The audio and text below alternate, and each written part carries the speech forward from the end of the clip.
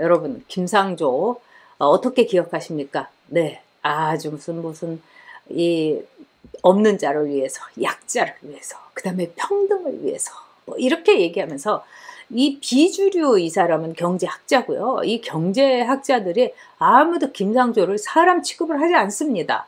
이 학자로서 보지 않아요. 그런데 문재인 정권에서만 김상조니 김수현이니 이런 떨거지들을 데려다가 우리가 열심히 피땀 눈물 흘린 이 경제를, 우리의 재산을 강탈해 가고 있습니다. 자, 이게 김상조가 처음에요, 언론에 나왔을 때 들고 나온 가방이에요. 자, 이렇게 낡았다. 자, 저거 누가 그러는데 꽤 고급 가방이라고 합니다. 뭐 브랜드는 모르겠지만 가죽 가방이고요. 자, 저 가죽 가방을 저렇게 닳도록 들고 다녔으니까 뭐 가난하다, 청빈하다. 아, 이런 거 개뿔이죠. 이게 바로 이 박원순의, 말하자면은 뭐 이 구멍난 양말이라든가 박영선의 그 터진 페라가모라든가 또 이번에 운동화, 구멍난 운동화, 이런 겁니다. 아주 정말 지긋지긋하고 저 사악함에 아주 뭐라고 할까요? 기가 막힙니다. 자, 제2의 LH 김상조, 이 사건은 뭐냐면 여러분, 김상조가요, 자기가 청담동에 집을 갖고 있어요. 아파트. 그런데 이 아파트의 전세 계약을요, 7월 29일에 했어요.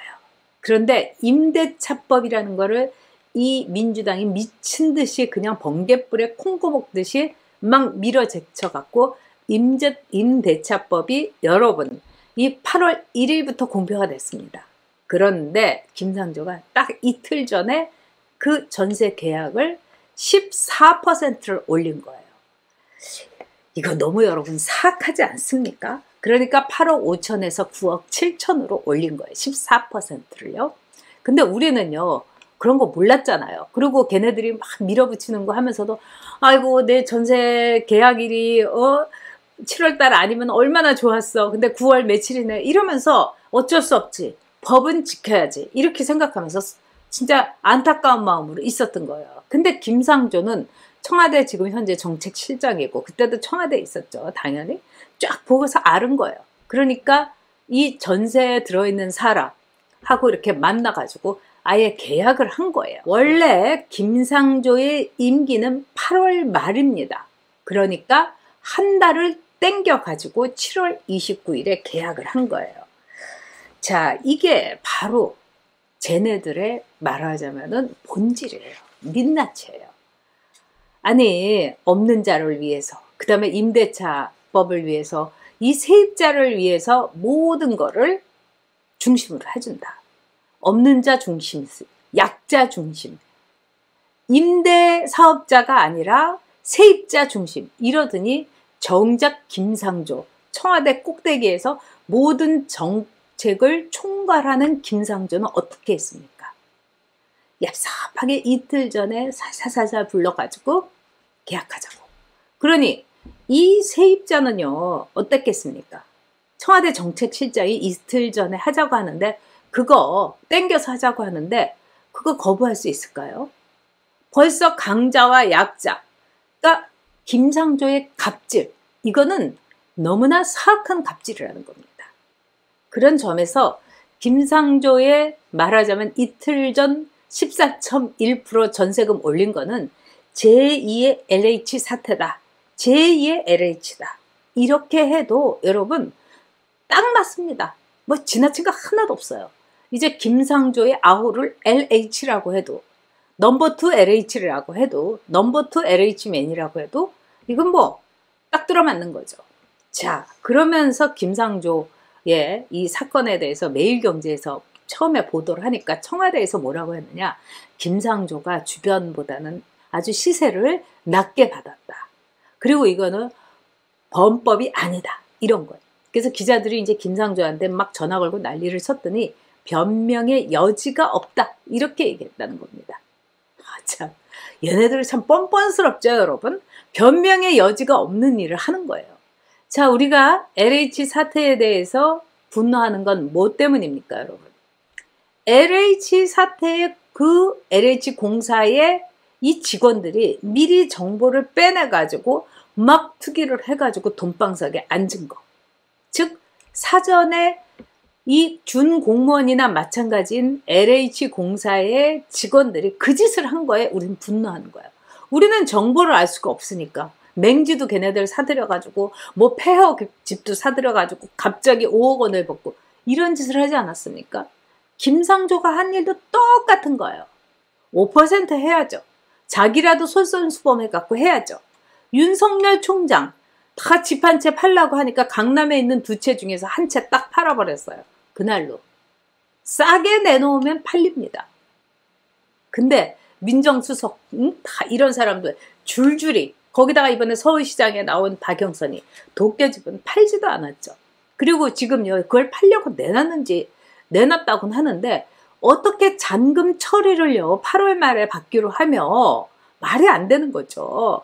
우리가 중도금, 잔금 이런 거는요 굉장히 중요합니다. 더구나 일본에서는 저 일본에서 살아봤잖아요. 너무 중요합니다. 왜 그러냐?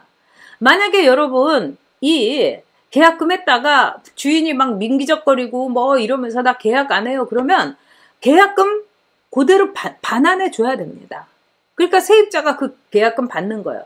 반대로 세입자가 중도금 안 주고 이러면은요 주인이 계약 파기할 수가 있는 거예요. 근데 무슨 2월 달에 나왔는데 잔금을 8월 달에 받습니까? 일본은 잔금을 받는 텀이요 우리나라보다 굉장히 뭐라고 할까요? 아주 짧습니다. 그러니까 6개월 만에 잔금을 처리를 한다? 이것도 이상하고 아마도 제가 볼 때는 이게 재산 가치가 엄청나게 있기 때문에 도쿄에서 그냥 도쿄댁이 돼갖고 살 가능성이 큽니다. 남편이랑 애들 데리고. 네, 이번에 박영선은 완전히 우리가 도쿄로 보내버려야 되는 거죠. 자, 그런 점에서요. 네, 이 제2의 LH 이거는 박영선한테 임팩트가 여러분 굉장히 클 겁니다. 그래서 여러분들이 이 문제를 계속해서 여론에 전파를 해야 됩니다. 아니 지금 이 부동산에 보면은요 5% 올려줄 수밖에 없는데 뭐 계약기간 따지고 그 다음에 조금 이 악질적인 세입자를 만나면요 안 나간다고 하고 그 다음에 집도 보여줘야 되는데 집을 팔려고 했는데 집도 보여주지도 않아요. 그래서 집 안 보여주는 세입자들이 요새 너무 많습니다. 자 여러분 집주인이 죄인입니까? 자 가진 자가 죄인이냐고요.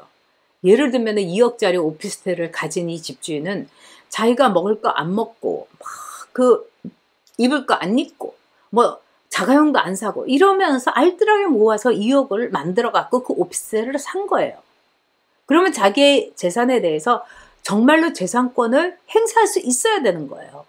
아니 집주인하고 세입자하고 자유시장 경제에서 서로가 좋은 말하자면 가격에 협상하는 거 이게 자유시장 경제예요. 근데 그거를 유린하는 건 물론이고 집주인을 죄인 취급하지 않습니까? 근데 정말 이런 경우 많아요. 집주인은 지하철 타고 딱 다니는데 이 세입자는요 외제차 타고 막 다니는 거예요. 그러면서 계속해서 5%만 올리고 나 안 나가 이러면서 뭐 아주 좋은 정부네 이러면서 말하자면은 그냥 뭉개고 있는 거.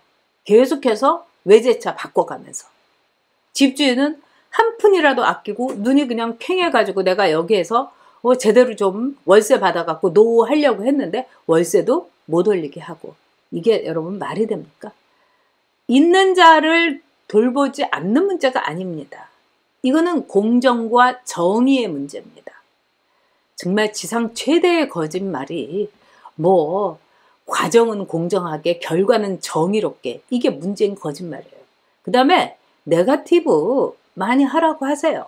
박영선이 하라고 하세요. 내곡동 갖고 하라고 하세요. 딱 그 얘기하면 됩니다. 문재인이 고성 이 군수 선거할 때 저 한나라당이 이 선거의 유책자인데 우리는 당원 당규로 만들어서 우리가 문제 유발을 할 때는 후보 안 내겠다. 문재인이 그렇게 얘기했잖아요. 그러니까 오늘 오세훈 후보는 그거면 줄창 얘기하면 됩니다. 아주 사악한 것들입니다. 이 김상조의 떨어진 가방. 그러면서 14.1% 올려받는 그 본색. 여러분 좌파 본색 잊지 맙시다.